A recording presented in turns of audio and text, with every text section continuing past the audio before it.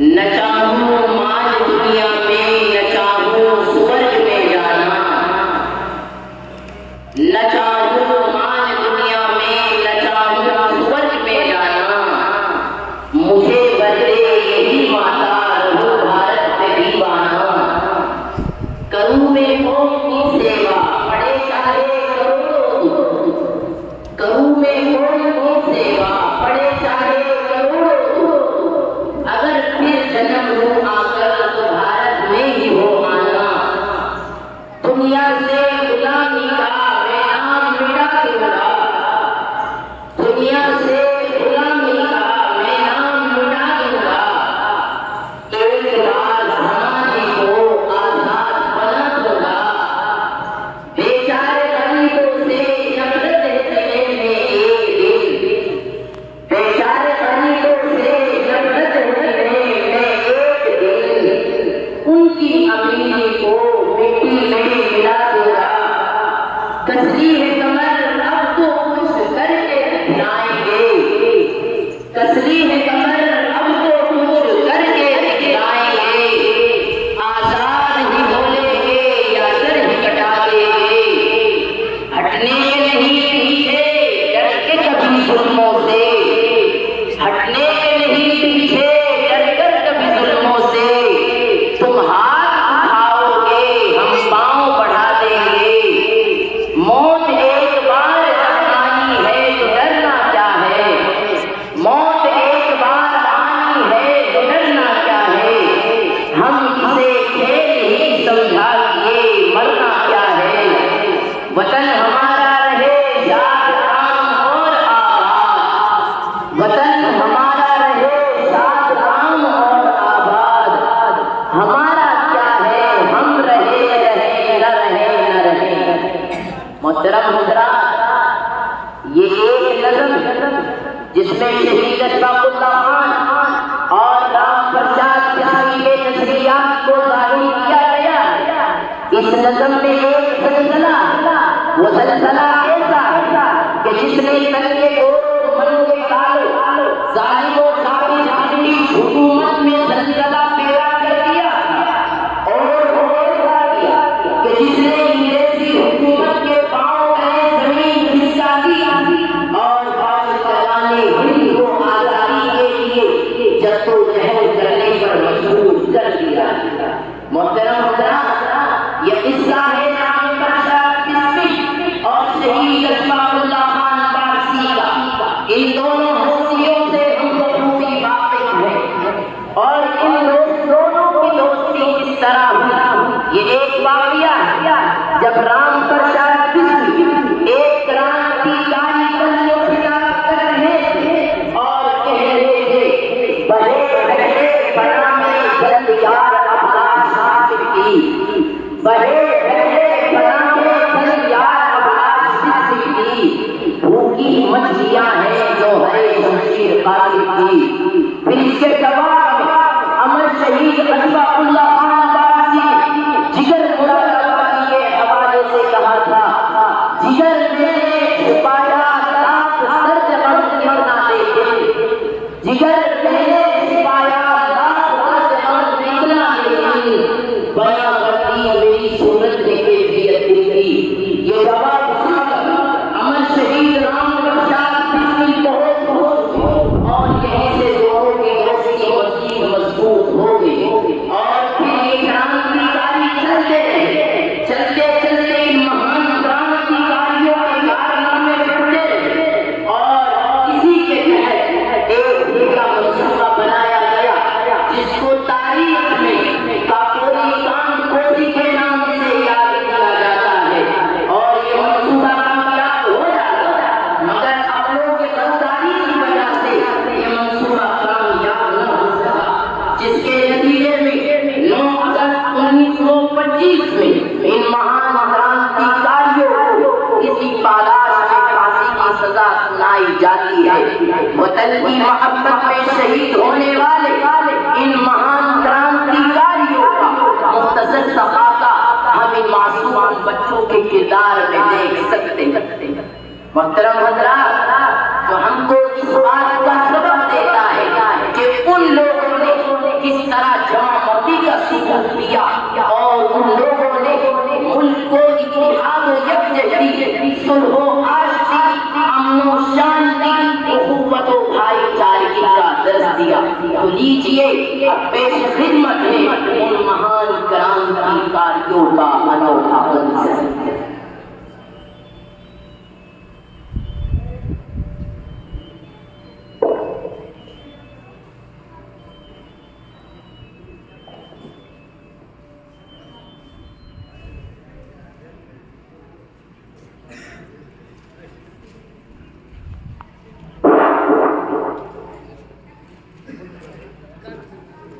राम प्रसाद गोरखपुर थे अपने आप से कहते आज 16 दिसंबर हो गई है।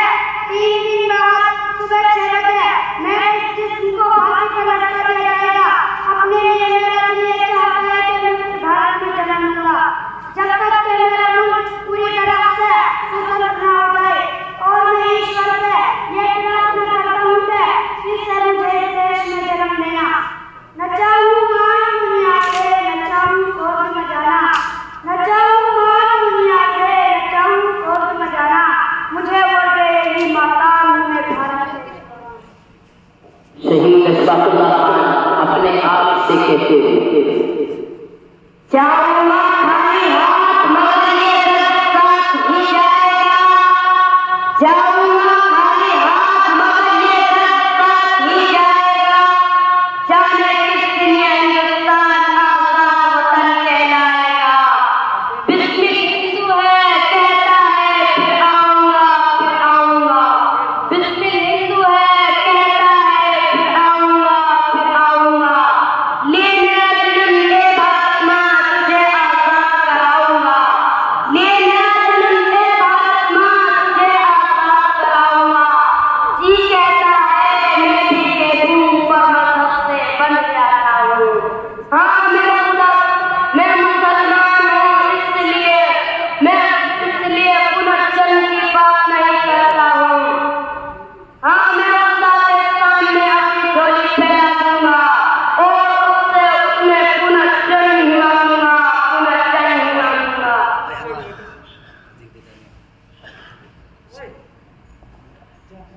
राम प्रसाद स्मृति, कल सुबह 6 बजे तुमको फांसी पर लटकाया जाएगा, तैयार रहना। अशफाकुल्लाह खान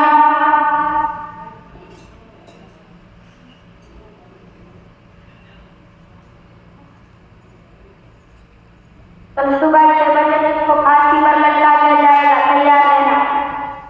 महान क्रांतिकारियों से कह दिया जाता है कि कल सुबह तुम्हें 6 बजे फांसी पर लटका दिया जाएगा, तैयार रहना। इसके बाद फांसी की तैयारियां शुरू हो जाती हैं।